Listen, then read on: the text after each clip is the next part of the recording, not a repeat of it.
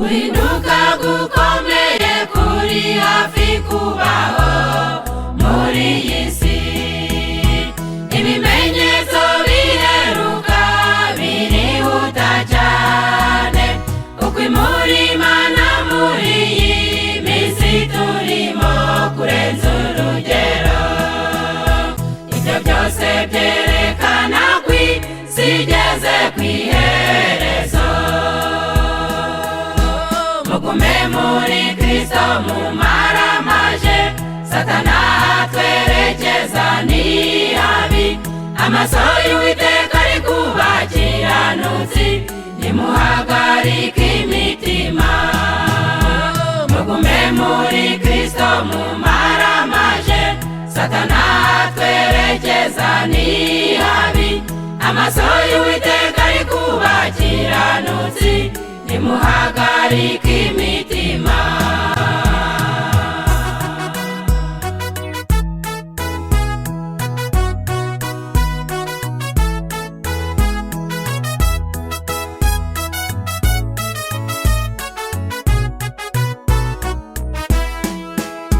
Satani yafashe icyemezo gikaze cyo gutegera abana b'Imana mu ngorane, akagama kuba inzara n'ibyago bikomeye, kugira ngo abantu benshi bihakane Imana.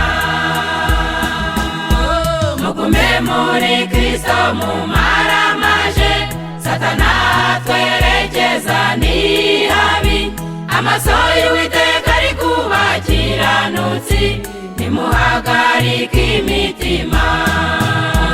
Mugume muri Kristo mumaramaje, Satana atwerekeza ni habi.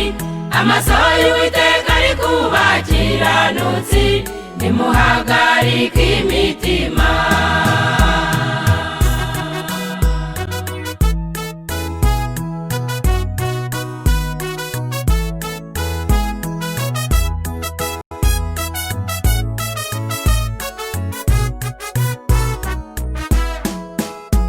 Imibereho iruhije irahitana abantu benshi, imiryango myinshi yo ku isi yose iraruhijwe, ariko musabwa kwihangana nk'ukwa Yesu.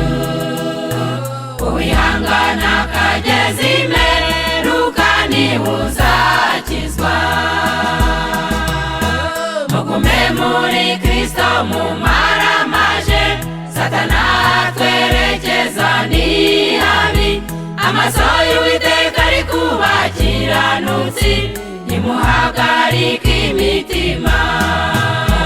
Mugume muri Kristo mumaramaje, Satana atwerekeza ni habi.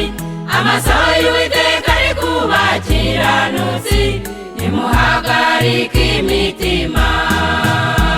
Amaso y'Uwiteka ari ku bakiranutsi, nimuhagarike imitima.